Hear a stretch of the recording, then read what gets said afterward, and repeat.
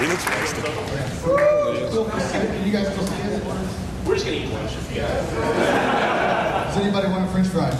Yeah. We should be done at like 30 minutes.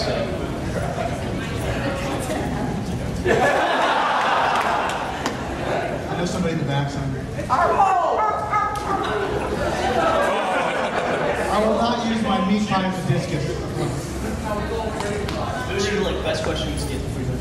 That's right. You gotta work for your food.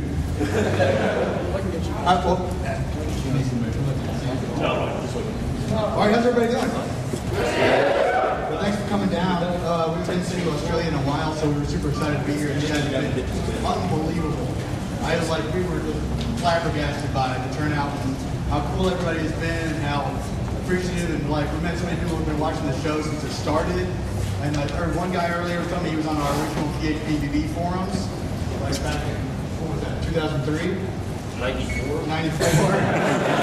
So there were 2 meets that were in the Drunk Gamers. Yeah, it's pretty great. And that's actually everyone who's in Drunk Gamers. Yeah, those like worldwide.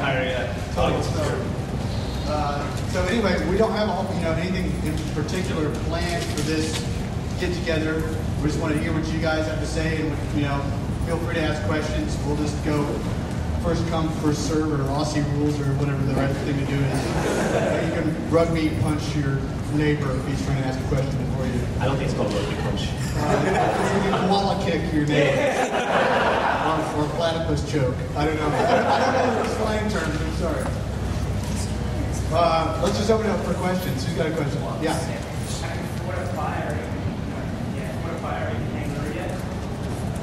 Have we bought a pie or eaten a kangaroo yet?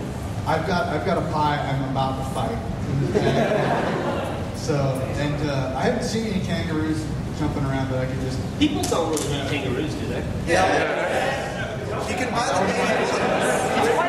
That was like a disturbingly in unison answer. Is it like all a requirement? celebrating for kangaroos right this instant. Or it's like a country requirement. You must eat like 4 pounds of kangaroo a week.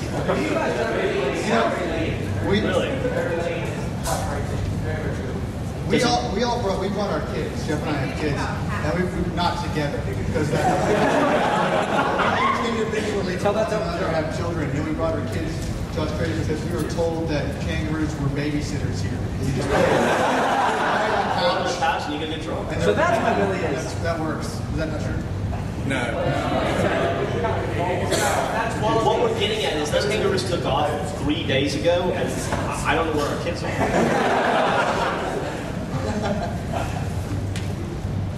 Next question. Yeah. How? Yeah. Did you not hear the kangaroo story? That was what is the funniest thing that's happened in Australia or to us ever in our lives? Sydney. Yeah? You've been here longer, so you got that funny stories. I can't think of anything specifically funny that's happened to me, but Griffin, my wife, went on a ghost tour the other night in Sydney, and they made her where they make the people in the ghost tour have props. And so she had to walk around downtown Sydney with a noose around her neck, and I guess she got heckled everywhere she went. So she paid like $40 to get made fun of for 2 hours by every drunken dude in a bar. It's actually how we met, so. Sweet. It's nice.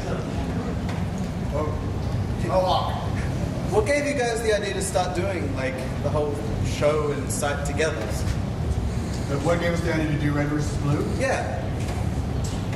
Bernie? Something like this, probably. Guys, that's a good question.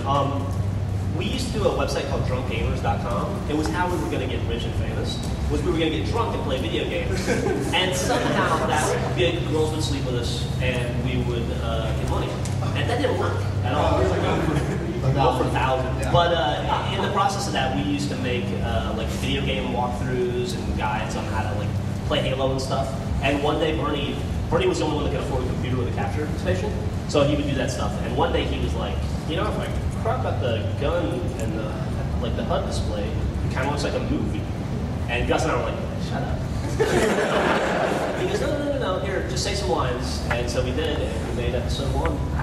And the rest is history. Still no girls, but. Right here in front. Okay, first of all, don't tell them.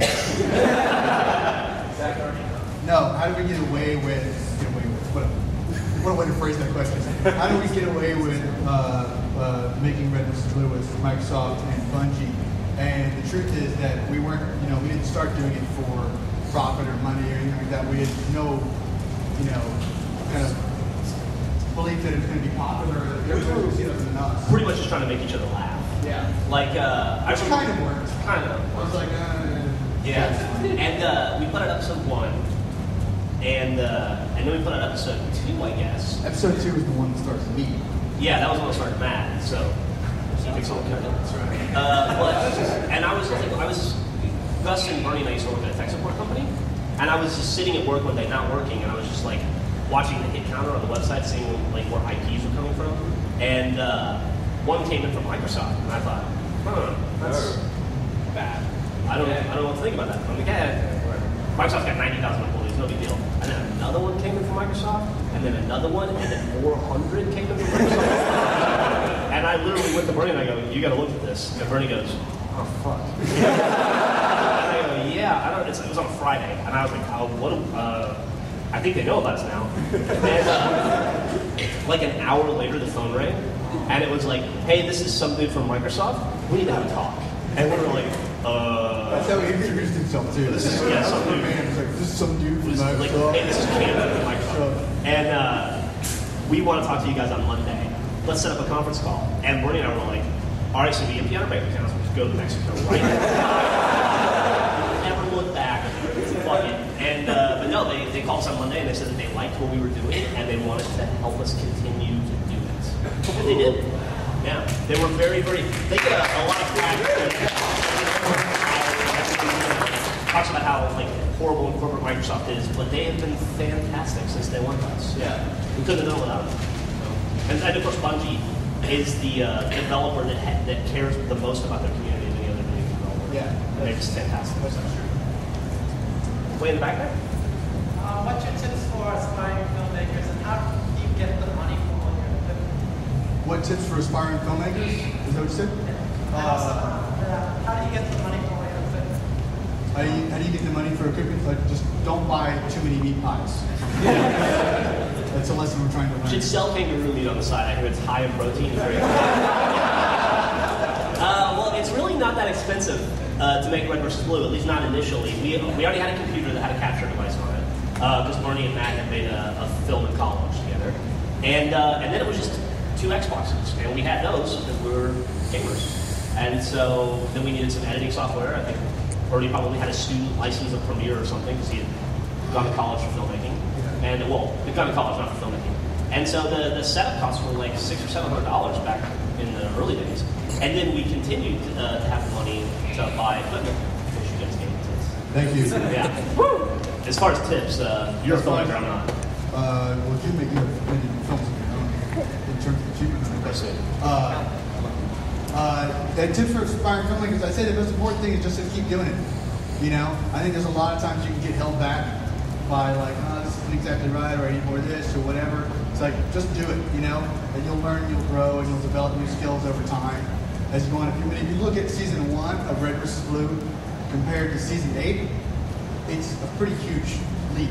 You want to just punch us in the face. Exactly. And the key is just like, just go for it. Just do it. Yeah, I think Robert Rodriguez, the filmmaker, actually from Austin, has a really, I guess from San Antonio, but he has a really good quote that he said, every filmmaker has about 50 bad films in them, and the faster you get those out of your system, the better off everyone will be. And I think that's dead on. Yeah, just keep doing it constantly, and you'll get better. Well, orange shirt. Just a quick question. How have you been surviving with just the one shirt on the bottom? Actually, you know what? Last night I ordered from room service, and it was like salad with prawn was the thing, and I thought prawn meant like meat, like it was plural, but it was literally just one fucking prawn. It's like, I'm not gonna eat the head of this thing. I'm like, it's like just one little thing. I was starving. So thanks, Australia.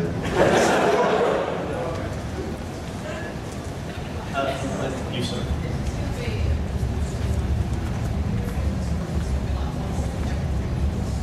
Gosh. They'll come into the city, you mean? Is that Yeah, just like anywhere, like you said,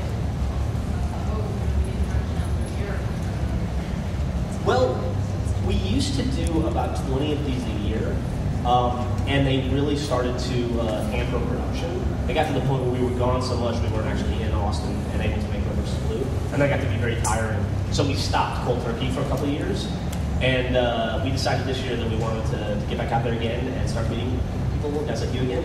And now we have a big enough staff, I think, that we can, it's like we can leave, Yeah. and the whole company doesn't shut down. Yeah. So I think you'll see us at least probably once a year. I would hope.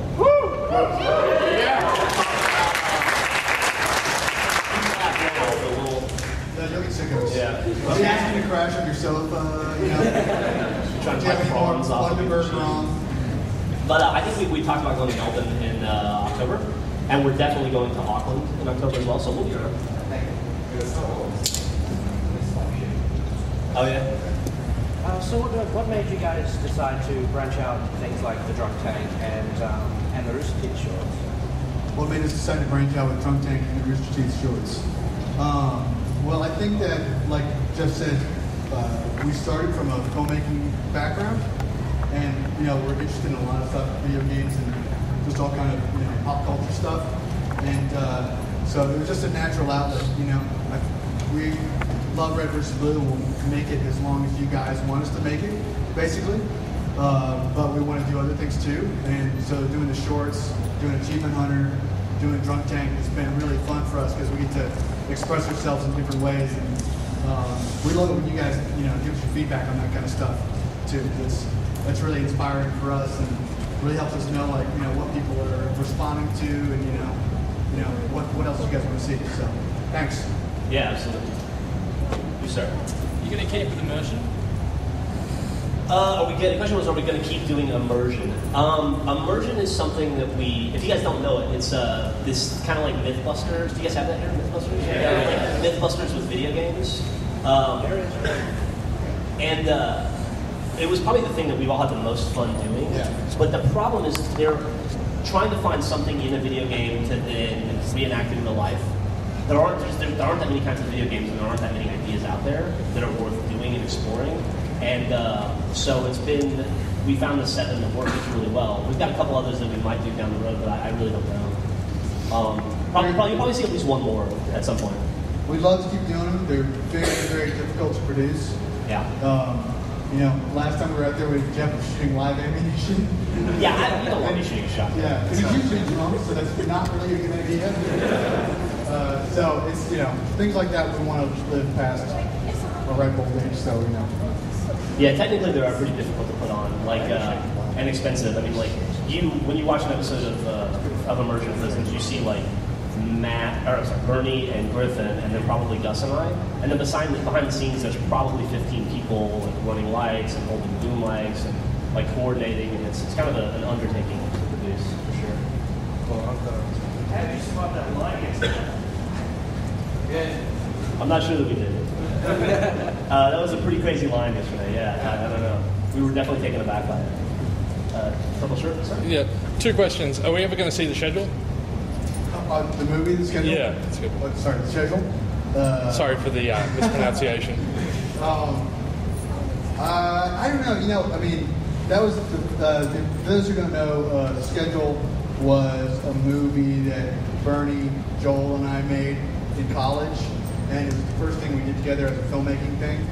And it was one of those things we toured festivals and things like that, and we kind of all gelled as a filmmaking unit because of that, and ultimately we led Red vs. Blue, which is great. But it's one of those it's a story that we really like, and we're hesitant to put it out there because now it's we made it in '96. Well, what about a remake? So we're considering it, and we have considered it. So maybe at some point. Okay. So I think before you, Yeah. I would say I think the idea, or at least the goal, correct me if I'm wrong, but is that at some point we'll make some sort of a full-length feature. at some point we'll probably make some kind of full-length feature. That's kind of the idea behind the shorts and all that stuff, is for us all to kind of get, I don't know, remember how to turn the camera on. Yeah, exactly. So Geoff was the unfortunate beneficiary of the only failed Rooster Teeth short shot ever, which was one of our most expensive shots. We did this one where Geoff had an axe in his head. I had a screwdriver in my head. Joel had a butter knife or something. yeah, I think so. It took about an hour and 15 minutes to put that stupid axe on my head, and it weighed like 30 pounds. It was very heavy, and and so they do that for one shot, and then we go and we film it, and I'm like, "Are you sure, guys? Are we good? Are we done? Because I want to take this thing off." It's brutally painful, and they're like, "Yeah, no, we got it. Great." It was on a Friday, so I took it off, went home for the weekend, came back in Monday morning, and Matt and Brandon go, "We got some bad news. It seems that nobody hit this is embarrassing. Nobody actually hit record when you did your shot, and when we thought we could stop, we actually hit record. And so we have like 3 minutes of footage after you took it off of just the office with people walking around. We never actually got the shot. So they had to hire the guy to come back out and put it on my head again. The shot actually started with "and cut." It did, yeah. Cut.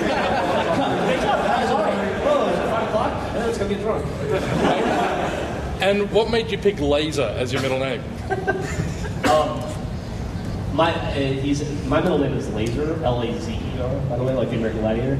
I was changing my last name for a family thing, and when I went to the courthouse to get my name changed, the guy goes, "What do you want to do?" And I was like, "I just want to change my last name to Ramsey." And he goes, "That's just your last name? You don't want to change anything else?" And I was like, I like that he's like upselling. I don't. And I was like, I've only got like $150, and he's like, "Oh, it doesn't cost any more. You can change the whole thing if you want." And I was like, "Oh."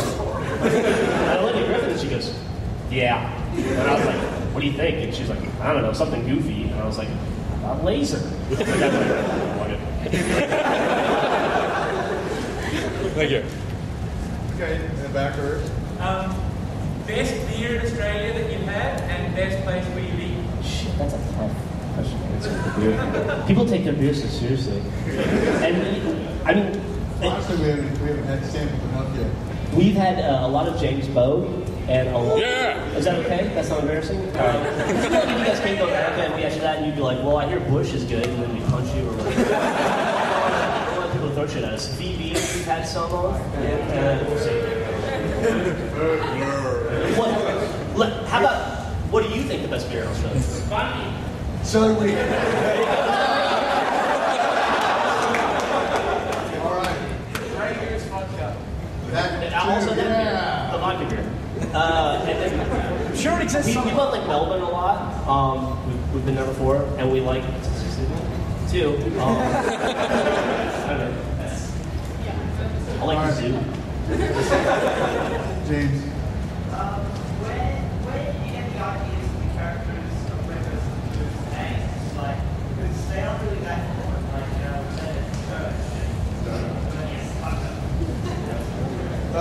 Well, some of Donut and Caboose came from Halo. Sarge was, he could only be named one thing. Griff is Dexter Griff, and Bernie always puts a Dexter in every thing that we make. He was the main character in the schedule was named Dexter. Yeah, that's actually kind of interesting. Dexter Griff's name, it was actually Griff at first, it wasn't Dexter. And then as we started to flesh the series out, Bernie realized, because we only envisioned it being 4 episodes long, and after and it started to grow, and so he started to kind of like flesh out the characters and make them, have actual characters. And he created the character Tex, and her name was actually initially Dex, for Dexter. And then one of the guys we worked with said, "That's stupid, we're in Texas, why don't you just call her Tex?" And he goes, "Oh yeah, I guess that makes sense." And so he named her Tex and then threw Dexter as my character's first name. But the rest, yeah, I don't know.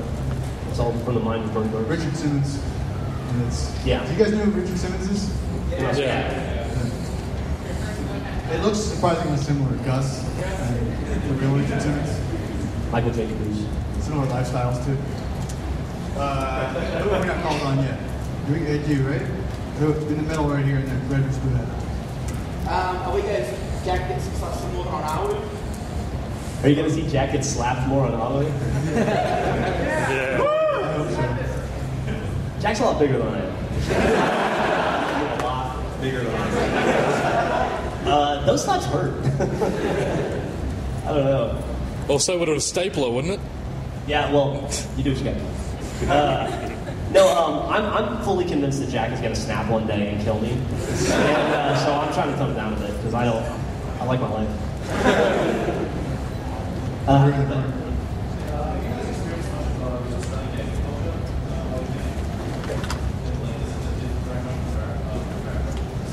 Well, we heard about the Left 4 Dead butchering of that game, which is the wrong word. It's like ruining.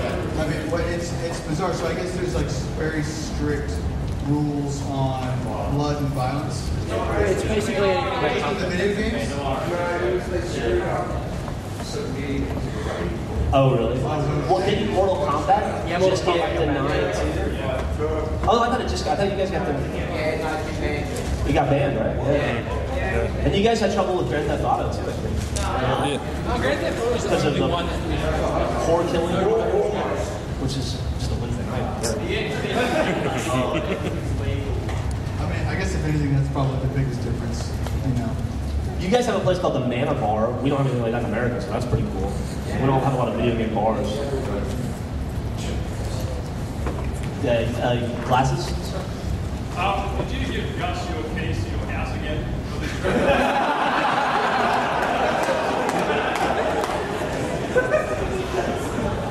No. And for those, I guess, that don't know, I had Gus watch my house when I went away somewhere a couple months ago. And he, while I was gone, he sent me a different picture every day of him naked doing stuff in my house. Like peeing in my plants and playing my Xbox naked. And then when I got home, there was a sign on the front door that said, "We had sex in your house." It's a star, he and his wife. And there were Post-it notes all over my house that said, "Here, here, here." He found about 1,000 of them, and to this day, still, every once in a while, I'll be like, let's move that picture over. We're still finding them. He swears we'll never find them all. They're still very deeply hidden through our house. Gosh, I don't know. I probably can think of it. No. Oh, you know what I did to him? One time, I signed him up for a quilting newsletter. And the average email size was 18 megs. That's incredible. Yeah, and he... Getting an 18 meg email versus someone had sex in your bed. Well, it was like, it's like 150 emails a day. And so it kept pop locking his email account for like a year. He couldn't get off the list. So I think he's still paying me back for that. How do you get so much stuff about quilting? He had sex on Jeff's quilt. Yeah. How about the Griffball shirt, sir? I know you've had past military experience in photography. Has that helped? All right. No. Sure you do. No, sir.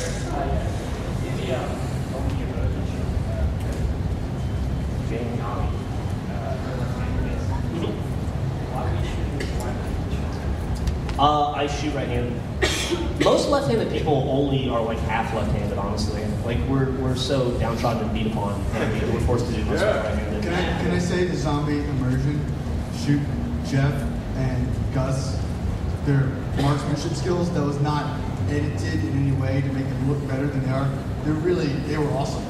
And we went out there, and after that, everyone took turns trying to shoot the watermelons, and they were really good. I mean, it seems maybe easy to shoot a watermelon head from like 30 feet away, but that it's harder than you think, especially when those things are moving. And they nailed it. They were great. It was like 9 in the morning, so I was absolutely drunk. That was actually pretty scary because Gus went first and he was like 6 for 7, and I was like, and he's look at him, you know, he's all man.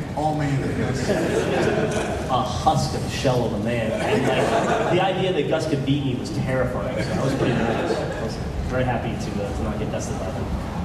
You, sir. How do you feel about Meat Boy? Super Meat Boy? The game? Super Meat Boy. I've never played it. Honestly? No, yeah. Have you played it? It's an Xbox Live, yeah. That game looks hard. Like games like N Plus and Super Meat Boy, I break a lot of controllers, and if I can identify that something's going to get broken ahead of time, I try to stay away. It's very popular. I think people love it to death. Though.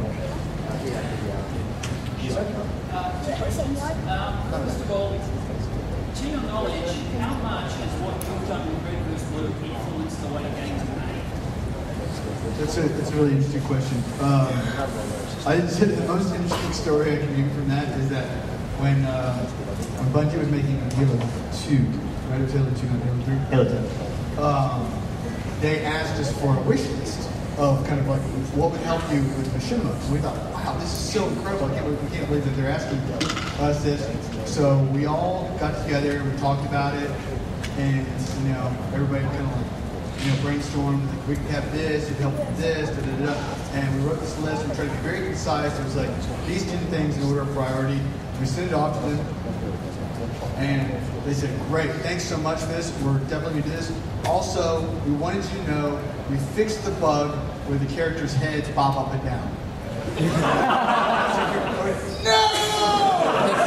Yeah, we emailed it back and we said, please throw that list away and then burn it and just put the head bobbing back in.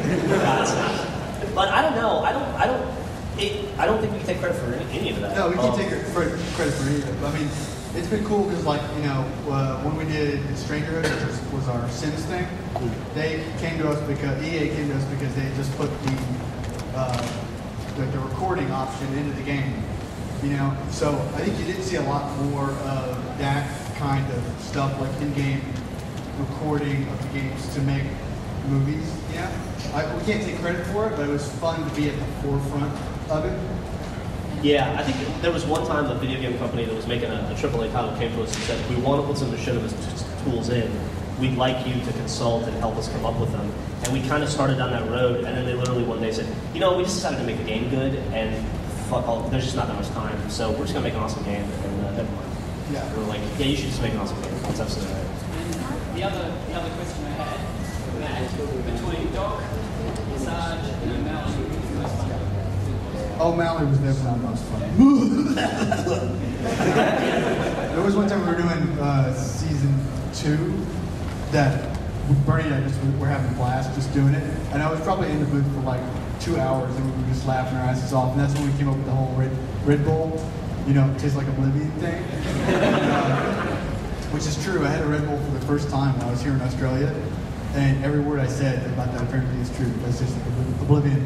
But, no, it's they're all kind of like fun to do. So we have a good time. Bernie, does a ton of voices himself, and some of the voices he does, I wanted to do myself, in particular, Vic.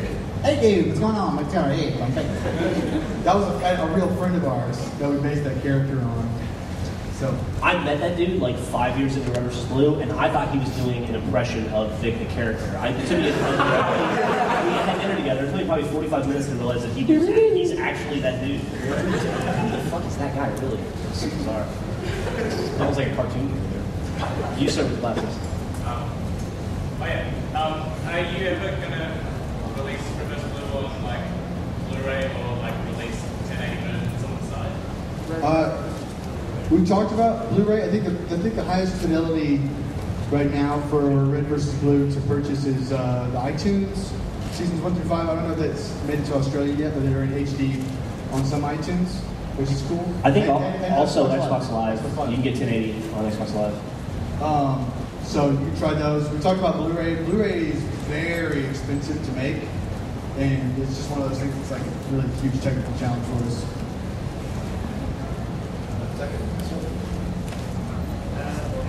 Why has Bernie been trying to break you up since the first podcast? Why has Bernie been trying to break Matt and I up? Matt and I are solid. We're going to be together forever. Are you Griffin and I? The question was, why has Bernie been trying to break Griffin and I since the first podcast? Bernie's in love with Geoff. I don't specifically remember that, but I will tell you that there is not. I rarely see Bernie more entertained than when he gets Griffin and I mad at each other. And he's very good, very, very good at making that happen, and then just sitting back and watching the explosion. So I think it's personal, sadistic entertainment for him. You start with the glasses. Oh, I'm sorry, we'll get to you first. I was just wondering if you knew how many you did, since you have 4,000 weekly series. Yeah, we've done 23 episodes of Tales of the Week now. I think 22 or 23. And we have somewhere in the neighborhood of 40,000 submissions right now. But we do 10 a week.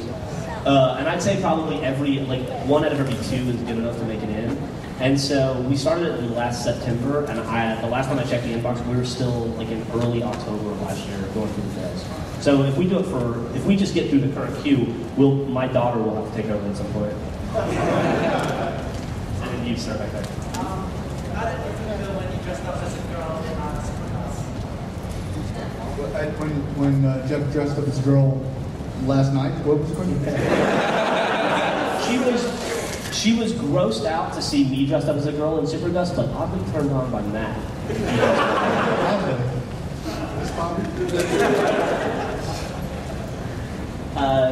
Mike. Now with Griffin not in the room, can you tell the rest of the New Orleans story?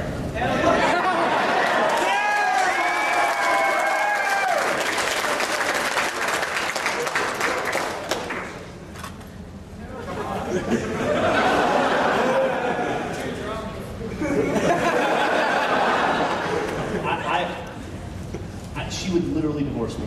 I would like to stay married. I have to stay together for kids.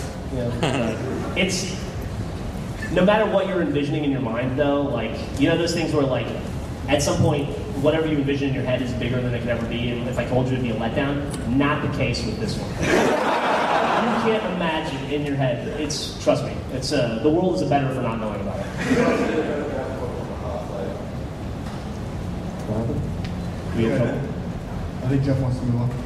I saw you guys at Texas last weekend. I thought you guys had great Oh, you were You did the highball, right? Yeah. Yeah, you were the highball list. Hey, this guy.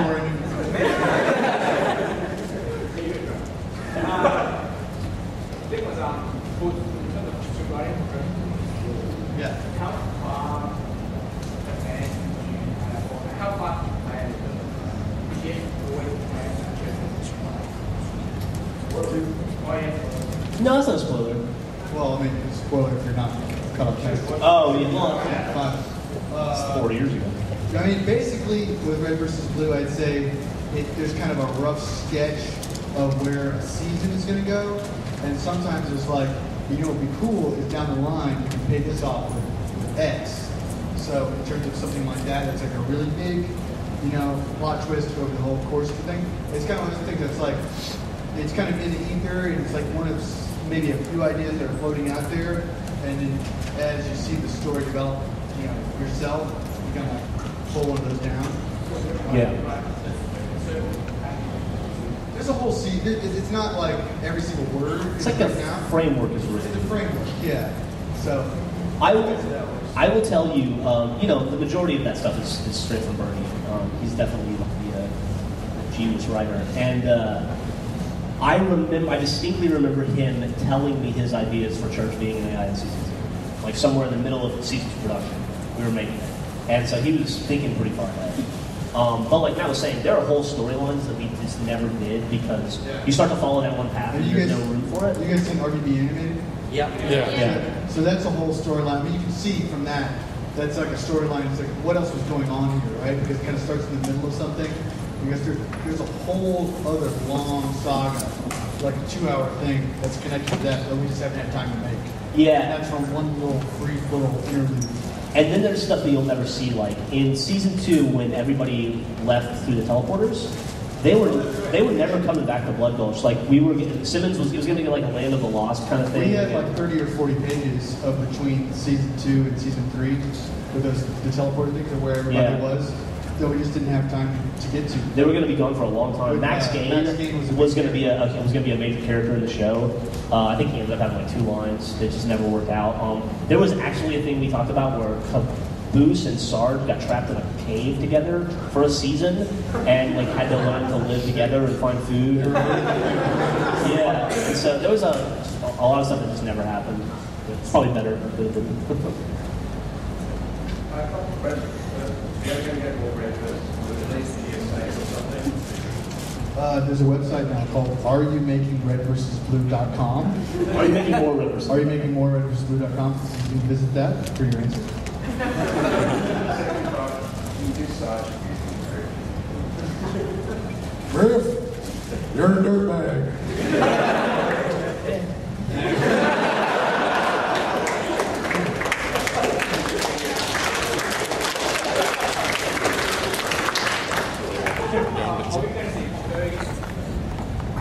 We have a Pongo thing we've been trying to do for like 6 months, and it just hasn't worked out. It's got more people in it, so at some point. Pongo's legs fell off the other day. Pongo's, we need to put them back together. Pongo's not always in such good shape. Whenever the kids visit the RT studios, it's like the first thing they torture is Pongo. And then they do that robot. The Mario turtle shell. The Mario turtle shell, and then like the Jewish robot that we used in. Oh, that's right. In the Brandon is a robot. Robbie the Jewish robot. We went upstairs one day, and it was like my kid and Matt's kids, and I think one of Bernie's kids. They were standing around the robot, and it was the entire thing was on the floor in pieces. And they looked up and they go, "We didn't touch it." I think they might have been mine. I think you've got this question. Yeah, when I first walked in, my boss is he's pretty, like, what's the weirdest thing you've ever seen to make, like, Weirdest thing you've ever seen Bernie do? Yeah. Okay. I'm just talking about it for that. So Bernie and I used to live together in college. We lived together for a long time. And you know that thing where you can't drink a gallon of milk? Have you ever heard that? Yeah. Not true. Not true. Bernie once ate a whole case of Fig Newtons and drank a gallon of milk to wash it down.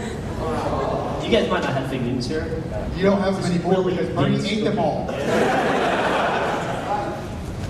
It's like a thing of figs, and then it's like wrapped with a fig, something disgusting. I don't know. It's gross and it's hard to get through one. It's really gummy, and to eat 300 of them like that is, I think, a special kind of tradition. How about you with a hat? Did you say Mac or PC? Yeah. Have you been listening at all? Hey, have you guys ever seen the Swifty Mac ad? Yeah. Yes. So we did the parody one. So that was like our light bulb moment for when we decided actually to do Red versus Blue and stuff on the internet, because I was working in LA at the time, and Bernie, Geoff, and Gus made that in like the warehouse connected to the tech support center where they were working. They just went out there and shot it, on a lark, just having fun, and it's mostly right. Can I tell you a funny story about that? Gus and I were just reminiscing about that with Bernie the other day, talking about like how far we've come. And we was not that far, far this way. Not to get too off on a tangent here, but Bernie would be mad if I told this story. Bernie was the guy with filming experience. Nobody tell. Because he had made his college movie that nobody watched. And, so we decided that we painted a wall white and we put Gus in front of it and we started filming it. And Bernie goes, "This doesn't look right." And he goes, "Gus, I need you to go to the camera store and buy a blue light." And Gus goes, "What?" It's like a blue light bulb. You need a blue light bulb. And Gus goes, "Why?" And he goes, "You need one for filming. It's very important." And now I know it's like tungsten versus daylight balancing. So I thought it was going to be that time. And Gus goes, wait. If I'm going to drive across town to get a stupid $12 light bulb, you've got to tell me why we need it. And Bernie goes, I don't know. They always have them. I don't know. Just go get it. He's so mad when you bring that up. But that's so Geoff and Gus and Bernie made that the Mac switch for Mac switch. Mac switch. So I used to be a gamer, that thing. And I was working in LA at the time, and Bernie didn't tell me about it. And I was managing a visual effects company at the time, and I had this one employee who was really bad, was always doing like slacking off and not doing work. And I would go in his cubicle all the time and I'd say like, "Get back to work." And what were you working on at the time? Do you remember? We were working on Titanic or some James Cameron thing. Ghost of the Abyss. Okay. That was the underwater thing. So I went to this guy's cubicle, and usually he was watching Homestar Runner. You guys seen Homestar Runner? Yeah. So this is 1999, by the way. It's a very old time. Maybe 2000. Like that was my first exposure to Homestar Runner, and so he was always watching that or some kind of internet video just before YouTube and any of that stuff. And so it was really hard to download stuff. And I went to his cubicle one day and I was like, "Motherfucker, get back to work!" And I look over at his monitor because I'm a top manager, and I look at his monitor and I see Gus. I'm like, "Why are you looking at Gus on your monitor? That's really creepy and weird. How do you know him?" And he was watching the Max Switch thing, and I called Bernie immediately. I was like, "Did did you guys make a video with Gus? And he's like, yeah, we made it like 4 hours ago. How the hell did you know? Yeah, and so it's like, they made that video, put it online, and within, a few hours, I had seen it in LA, not knowing anything about it, and then that was like the moment we realized, oh, you can make video on the internet now, and people are going to watch it. It's going to travel, which seems very silly and trivial now because of YouTube and Break and all these sites. You can put your videos anywhere, but at the time, there was nothing like that. Except Gus. What happened to Penix? Well, I'll let you talk. Well, Penix has a long and sordid history that we would love to do more. The game changed hands many times between developers and publishers and things like that. So it just became very cumbersome to try to get permission to do more. That's basically it. We wrote a bunch of them. We'll probably never be able to make them, unfortunately. So Geoff and I can act them out right now. Ooh, ghosts! Look out! Ah, the end.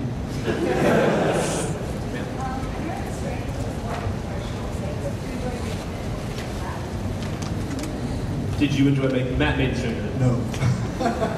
We enjoyed making it. It was very, very, very hard to make it. It was like shooting a documentary and then trying to make a narrative film out of a documentary. So it was very difficult. Don't want to tarnish the fun of playing the Civ and trying to do more movie making probably. It was the fact that you and Jason made the Stranger Things, and Bernie and I were making Red vs. Blue, and we would come in and we would start making an episode of Red vs. Blue, and we would finish it, and we'd be like, and we'd look over, and Matt and Jason would be like 2 shots past where they started, and we started making Red vs. Blue 8 hours ago, and we were like, hey, you still making that thing? What's going on? We appreciate that. Speed up. Come on, guys. Really we just made 2 episodes of Red vs. Blue, and it's a very slow process. In the back over there. Can you explain Luke's behavior in the Switch RPG short? Can we explain Luke's behavior? Yes. Can anyone? In the Switch RT short, you mean the one where he's got the shake weight? Yep. I don't know. The weird thing about Luke is that he just showed up at the office. Nobody knew he was visiting. That is seriously true. Like, he just showed up. We were having a company meeting, and Luke just showed up and he goes, "Hey guys, what's up?" And I was like, I guess Geoff and Griffin forgot to mention to everybody that Luke was coming down. And then Geoff turns to me and is like, "Did you know Luke was coming down?" I had no clue. He just came down, and I go, "Why didn't you tell me you were coming?" He goes, "Huh, I guess I didn't think to." And so he was there for a week, and so I just threw him in the shoulder. As soon as he got there, he saw the shake weight, and he wouldn't let go of it. So very strong forearms. What's the point of having a Q&A when we can ask you anything? Well, you're not allowed to ask us anything to do. I forgot to say that. No questions. Can't ask about the law. So that we can have this intimate gathering together. How about you, sir? You have a question. How many controllers have you broken playing horse? Can you start? So far, none. The last controller I broke was, I'm embarrassed to say, in Mafia 2. Yeah. Trying to do that achievement. We're trying there was like a bunch of collectibles in it, and you have to drive a car onto a roof. You have to jump an interstate overpass, get on the roof, but there's snow on the roof, and so it's super slippery, and the roof's like this big. And I broke a controller in part of the wall. We all have things that we break at the office. Geoff's known for breaking controllers. I'm known for breaking hard drives. I broke a lot of those. Gus breaks the website. So that's kind of our thing. Who are we not calling? Did we get him? I don't think so. You? What's the process you go through from getting an idea onto the What's the process we go through from idea to putting it on the internet? Think of it and then put it on the internet. You go, light bulb, and you take the light bulb and you screw it into your USB drive. It's different for every production. I don't know, maybe live action's probably the toughest. Live action takes the longest for sure because there's just so many pieces and parts and so much going on. Normally when it depends on like the writing and stuff, like Red vs. Blue is 99% Bernie writing that, and usually with Red vs. Blue we'll like I said, we kind of have this framework sketched out at the beginning of the year. Bernie will kind of go over some episode ideas with people, and maybe, you know, people submit a few, you know, like, what if this happened or what if that happened, and, you know, so-and-so should say this, Sarge should not like grip for some reason, you know, all that kind of stuff. And then he maps out the entire episode. We record all of our lines individually, and that's the point where sometimes we'll do ad-libs, you know, and edit a few things. Then somebody takes all those audio clips of all the different actors' voices and edits them together in what's like a radio play, like it's the entire episode, but it's only voices. And then we take that, and then, you know, we do the recording of Halo against that. So we kind of already know how long the episode is going to be. It's kind of like live action filmmaking in a sense. It is. Once we get to that stage, it's like, you know, we go, it's like, no, you run over here, squat, do this, and you shoot so and so, and then we do go into theater mode and record it all. And that's probably really the longest part of theater mode. Yeah, for sure. And then, you know, edit it down during that process, compress it, and upload it. And that's it. It usually takes about, you know, 4 days to a week. How about you with the hat on, sir? You know how Gus got the house was named everywhere? I do. Obviously, you must have hated that, and you must have shown everyone else the Rooster about it. Why do you keep putting it naked on the Rooster shorts? To make the rest of the world suffer? To feel our pain? Actually, Gus just keeps requesting it. He's a weirdo. You guys worked with Mega 64, and you enjoyed that? Yeah. Work with, I don't know. That's a subjective statement because they did so little work. I don't know if those guys have ever worked in their lives. They were like, oh, another thing we're going to film? Cool. Can you just give me a burrito? But, is there any other groups you work with that you'd like to work with? We always wanted to do something with the Homestar Runner guys because they were a big inspiration for us starting out. And we've met those guys a lot, and they're very cool. They kind of do their own thing, so we haven't had a chance to, but I don't know, who else, Geoff? Well, I mean, there aren't that many people that kind of do the things that we do, like Mega 64 definitely does. We love the Penny Arcade guys, we're really good friends with them, and we always do packs together, but we don't really work in the same way that they do. We've had Ed Robertson from Bare Naked Ladies, you know, that band, you know him? And several things. He plays Captain Flowers and whatever Blue, and he was in Captain Dynamics, the thing that we did. So that was cool because he was one of the first like prominent people in the entertainment to contact us and say like, man, this is really cool what you guys are doing, and we did a bunch of concert videos for them. I think we'd all like to work with Megan Fox if we get the opportunity. For whatever reason, her agent's just not calling us back. So many hands. How about you, sir, right there? What does Jason do? He's like really making sure it's real. What's Jason do? Yeah. He just hangs out. He's just cool. He's kind of a video guy, like the Mega 64. No, he's like, you know, Jason has like a couple bands. And he's always busy with that. And just like, you know. Jason is definitely a musician. Like, he lives for his music, and that's what he focuses on. Yeah, mostly. And with good reason, he's very humble. When is Gavino coming back? Or is he?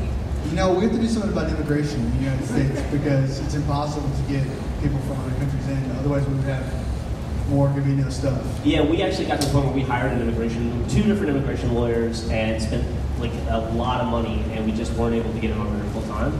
But he's going to come back for summer vacation and this summer for probably a couple months. Like, you have to have like a very definitive job requirement for someone to be, you know, allowed to immigrate into the United States, and they don't believe that machinima is a real thing. Yeah. That like playing video games and recording it is like a job title that somebody could have.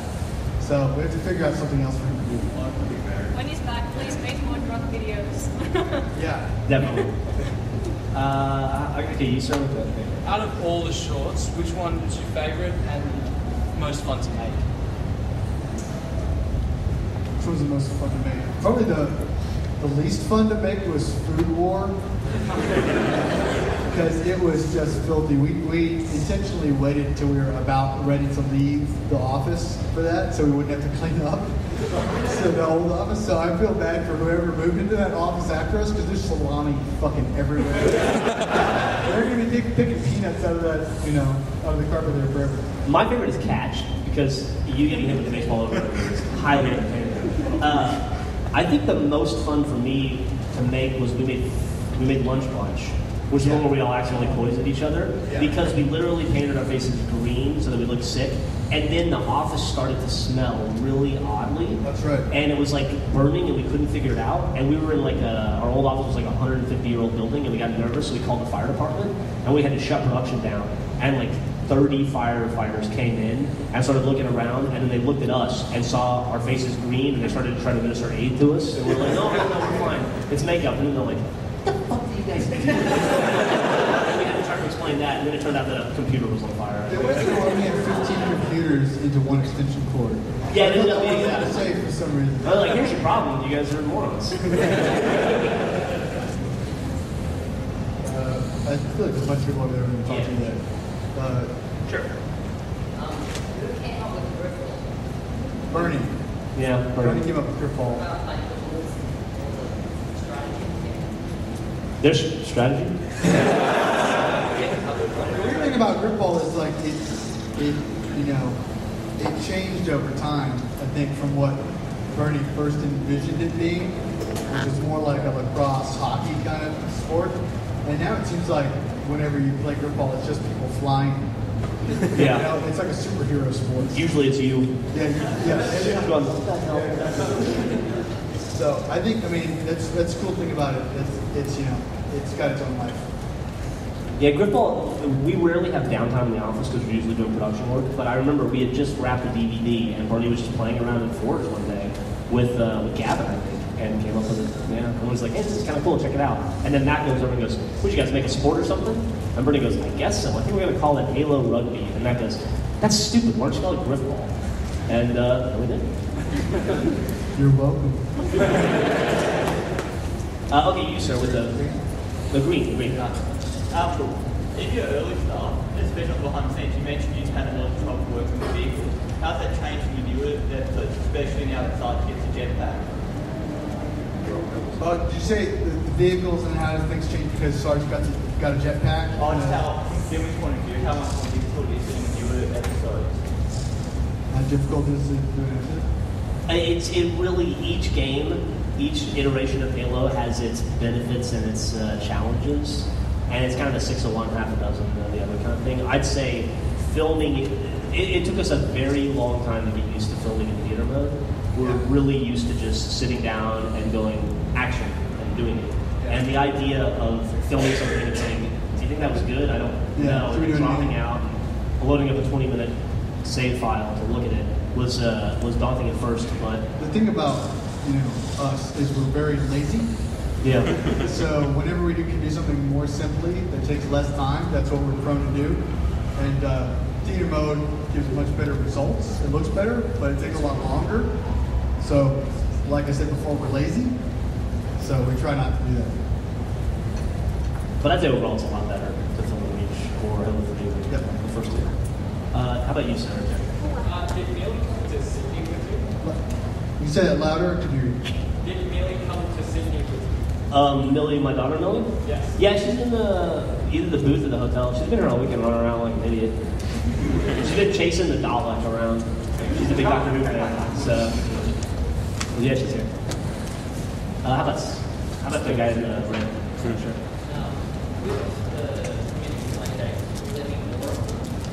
Community playdates? Yeah, absolutely. I think that whenever they have a spot where they're like, shit, somebody canceled. Call the Rivers Podcast. And then we'll just fill it. We're happy to. We do it whenever we can. Yeah, we love it. So.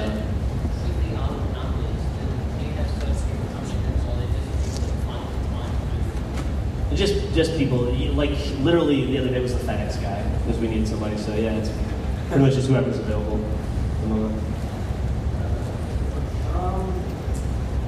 During season 8, when you first brought out the whole new animation style, what were the reviews from the office? Like, did we all for that, or was it mixed reviews? I don't know, really, a lot of people were against it, loved it. There was a good year.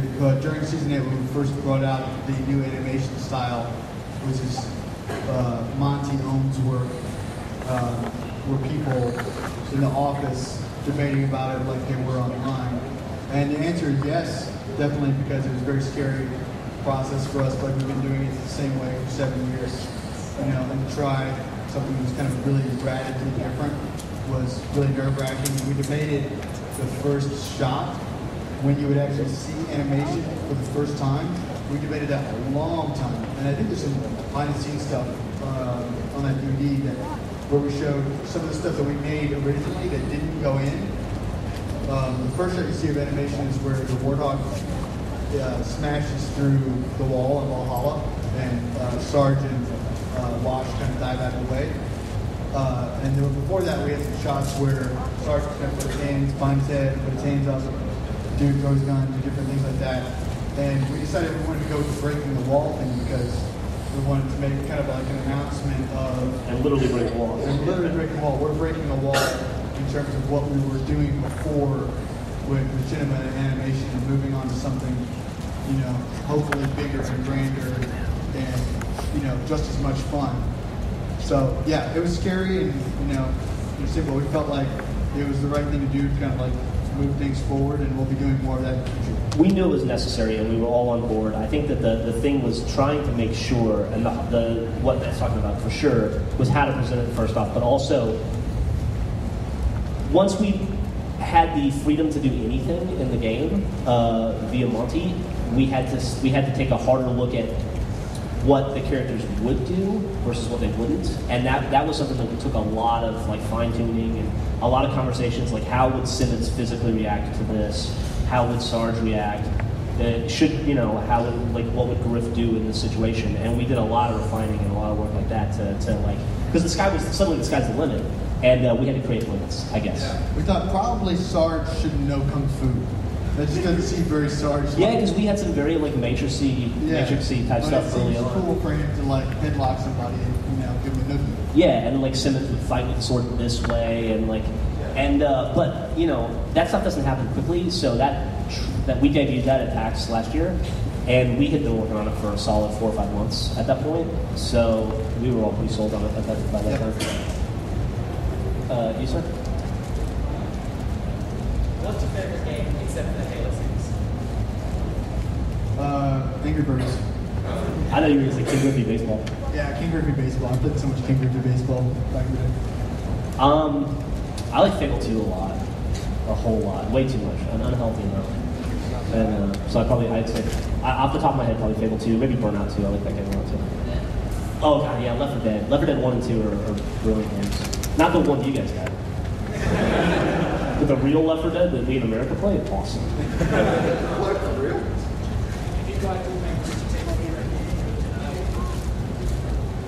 Geoff would be drunk, so that's no different, I guess. I'd be playing games not for a living, yeah. I don't know. I guess I'd probably be. You know what was cool is I was thinking about this the other day, what I would be doing, and the job offer I had before Red vs. Blue was this TV show called Smallville. I don't know if they have it here. Superman. You guys know that? Yeah. So that was my it was either like Bernie said, "Hey, I think this Red vs. Blue thing's really gonna work. Just come down and work on it." And this was like right at the end of season 1. And I was like, yeah, I don't know, man, because like these Smallville people want me to come move to Vancouver and do that. So I was debating that, and I made the right choice, obviously. And it was really cool. It was like the other day, I thought about that in years, and I was looking at our sales rankings on Amazon, and Red vs. Blue was like just right above Smallville. Red vs. Blue was like 39, and Smallville was 40. So it's like, I'd like to, yeah. How about you? That's versus text. What's that? That's versus text. I think we're legally prohibited. There's some very fast things, like inappropriate things I can say. Yeah, we're legally prohibited from answering that question. But you know, come on. You saw episode 10. Yeah. Was there a moment when, while making Revelation, do you think that there should be a moment where Caboose should actually have an animation fight? Do we ever think there's a moment where Caboose should have an animation? Yeah, or would it have worked out? Like, would it like, you know, try and tick them up, like saying Meta has your cookies or something? I don't want to say too much about that, you know, Caboose in particular, but I think we tried to treat every single character the way that we thought was appropriate for that character. You know, and well, I'll let you know. You can watch it with that in mind. Caboose is like a sweet puppy dog. Sweet, dumb puppy dog. Like Joel? Joel's like a dumb puppy dog. He wasn't happy the way you were portraying him in the shorts originally. You were saying, I think it was a drunk tank or something, you were saying you were making him out to be pretty stupid. That's true. That's true. In real life, Joel is not nearly as smart as Caboose. Yeah, Joel's like a road star. I mean, brilliant. How about you, sir?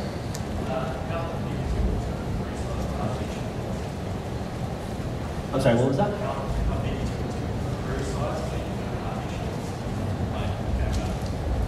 How big is the crew size for an RT short? Usually 400. No, it depends on the short. Sometimes, like when we did the one catch, where it's we're playing baseball out in the fields. It was only the people you see on the screen. That's why there's only there's one person in each shot, because when it's the other shot, someone was catching the baseball off screen, and the other person was both recording the camera and holding the boom pole.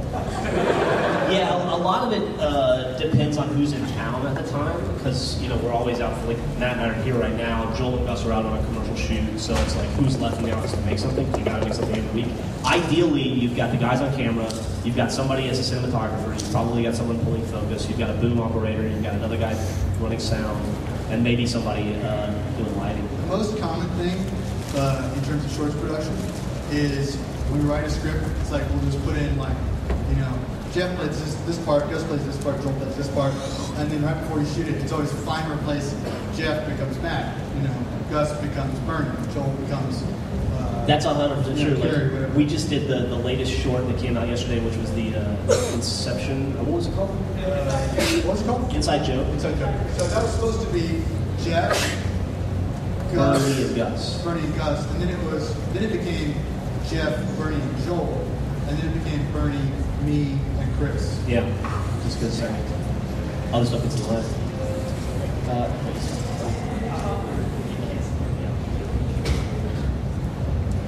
I'm sorry, how hard was what? Did you guys see the WikiLeaks short? Yeah. Assange is from Australia, right? Yeah. That was our first Australian co-production. I guess. It was so hard, Millie wasn't in it. Millie was in there, but she did make the Rooster Teeth drawing at the end. Yeah. Did you guys see that? The little comic drawing that was all Millie. That was extremely hard. We filmed for 3 hours. We were planning to film for 30 minutes. And at the end of it, I was divorced and my kids had moved to another state. I think it was also oddly cold that day, right? It was like 40 or 50 degrees outside. It was 40, it was windy. Which is like negative 18 in koalas. I don't know. Celsius sucks. How about you, sir? Is the new season going to be set in Halo 3 or Halo Reach? Is the new season what? Going to be set in Halo 3 or Halo Reach? Is the new season going to be set in Halo 3 or Halo Reach? I kind of can't answer that. That's kind of a spoiler. But one of them.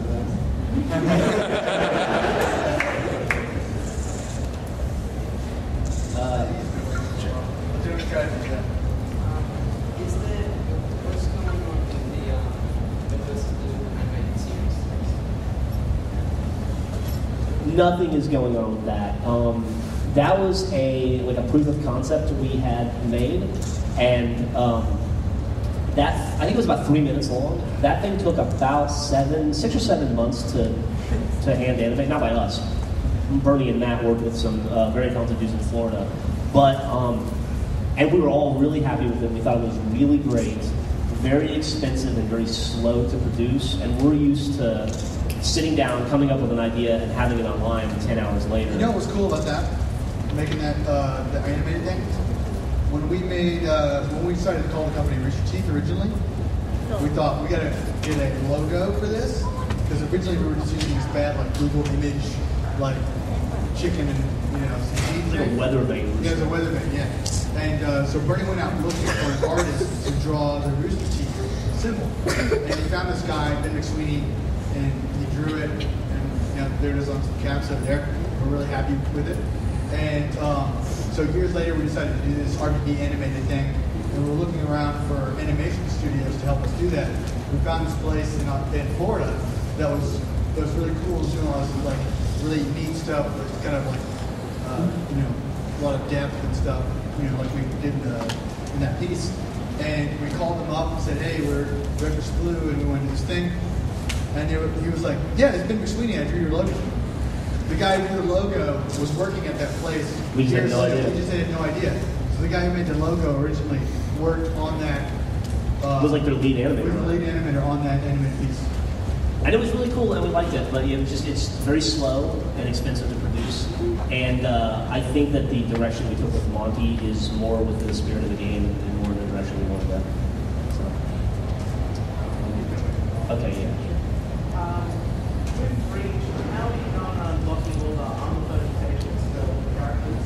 And with the new animation style, Reach being sort of detailed, how is the program to that? Well, that assumes that we're going to be filming in Reach at all. Who have you been talking to this kid over here? That's a challenge. If you guys don't know, like to even get Mark 6 armor in Halo Reach, it requires you to be like Lieutenant Colonel or Colonel, and that's a lot, especially if you have like 8 or 10 characters that need to look a certain way. It can literally require 500-600 hours of gameplay to do it. Well, that would ruin the spirit of the whole endeavor, wouldn't it? But then again, that's assuming that they're getting support. Yeah. Kind of crazy. Next one. The demonstration here. Geoff, how much flack did you receive over the Dead Island trailer reaction? How much flack did I receive over the Dead Island reaction trailer? Dude, I literally, it's kind of a joke in the office that I'm really squeamish when it comes to kid stuff because I'm a dad to a very sweet little girl. Not that sweet. Yeah, she's not that sweet. And so, bit me earlier today. I just, I don't have any problems with the Dead Island trailer at all. I just can't watch that stuff. And so I was just like, and Jack thought it would be funny to film me. I didn't even know we were going to put it online. He just thought it'd be funny to film me as a joke, to make fun of me. And everybody in the office literally was like, hey, don't watch this trailer when it comes out. You can't handle it. And I was like, I kind of feel like I have to because I work in games.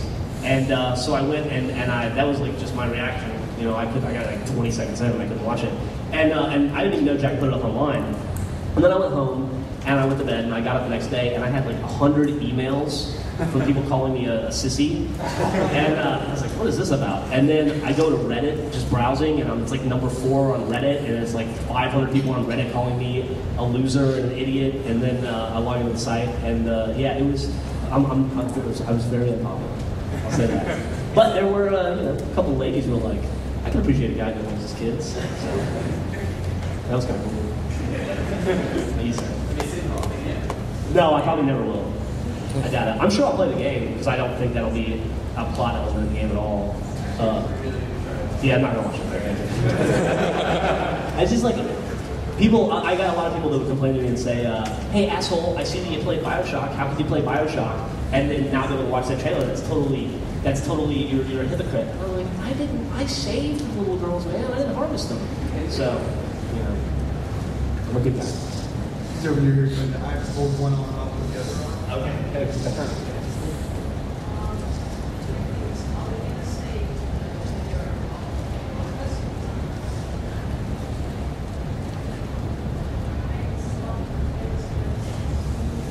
Oh, so we just like, this is like exactly honestly, where like, everything is? this is where we poop. Sure. No problem. We've talked about that. I feel like you've already pretty much seen the whole office if you pieced it together from shorts, But yeah, we probably should do something like that, I guess. And did you have another question, please?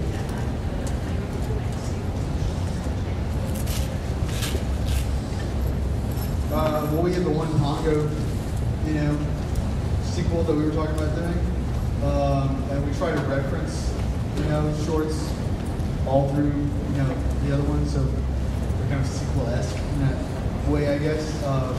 we have some other stuff planned that's like longer, you know, like longer storyline. So we're doing some stuff like that. But yeah, it's kind of difficult. Like Matt was saying earlier, a lot of times, you know, like how I was supposed to be in that Family Guy short and I wasn't. That happens so much that kind of makes it difficult. And because we like literally like Gus and Joel came into work on Monday and got a call and had to leave on a plane Monday afternoon with no notice whatsoever to go work on a commercial that they're doing. And so it makes it kind of difficult. A lot of times the shorts are like the script is like person number 1, person number 2, person number 3 says this, and then we just kind of fill in with it in the office. So. Robot number 7. Yeah. Anybody else? A fish gives you 3 wishes. What are they? Milkshakes, we did that. That short sucked, and I'll tell you why. Because everyone laughed at a strange man talking to a fish? Well, there was a lot of that. Like, people came and decided it was a great place to have lunch, and they just sit and watch me. That fish stunk. It was in August in Austin, so it was like 105 degrees outside. That's like 16 koalas. And so that hot, right? And so the fish started to like fall apart in my hands, and it started dead fish bleeding all over me. I had it like right here for like 6 hours, and it was really, really, really gross. And then we had this PA on that shoot. I don't think he's been back since. No, yeah.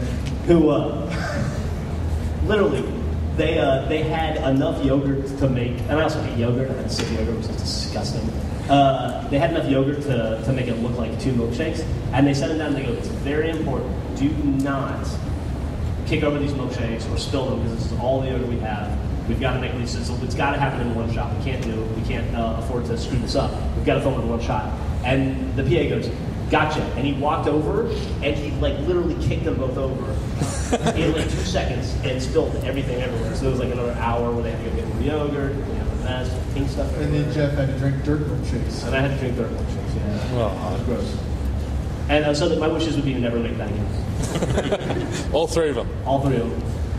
How would you feel if your kids wanted to go into machinima when they're older? How would we feel if our kids wanted to grow up and do machinima? I would be disappointed if they were as lazy as their parents. And I don't know, we talk about that, not the machinima thing specifically, but yeah. It's kind of a weird thing. It's weird to, like, Millie's been in the booth signing autographs, and she's 5. And kind of, like, it's cool, but at the same time, I'm like, what impression am I giving her of life? I think, like, we love the presents, and that's the best thing ever. But maybe don't bring any more presents for our kids because they're getting jaded.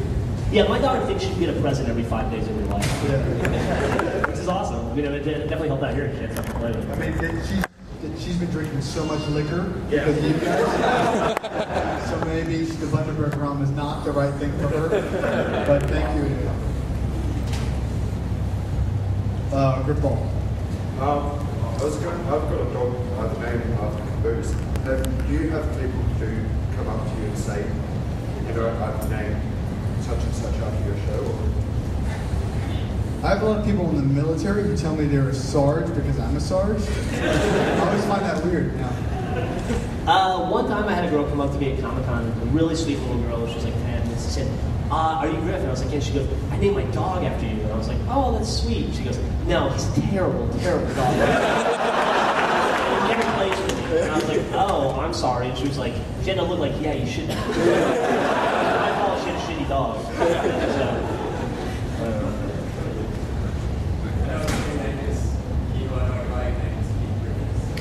oh, really? Yeah. Just gonna come listen to it a little bit. Is it not time to wrap up? Yeah, man. We've got time for one more. One more, okay. Who's got the best question? But then, of course, the guys will be back at their stand, so you can go down, buy the DVDs, and the autographs, have a chat to them. That's true. That's true.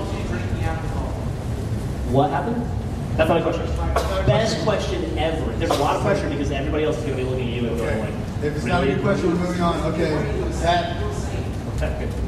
All right, hat right here. Hat right here. The visual drum tanks, Daytona 100. You guys were all, you seem to be all, big fun with that. All like there was, except for Gus, he looked nervous, freaked out the entire thing. Is that a normal thing that happens, or? Well, I think Gus was nervous because it was the first video drum thing and he was going to have to edit it, and it's his production. So, but yeah, it's cool. I don't know. Is that the best question ever? No, it's not. I'm sorry. All right, one more. Should we go? All right, have another one. Jumping up and down, right there, sir. Yeah. He's looking for the bathroom. For $200 at that store, can you give me your rule?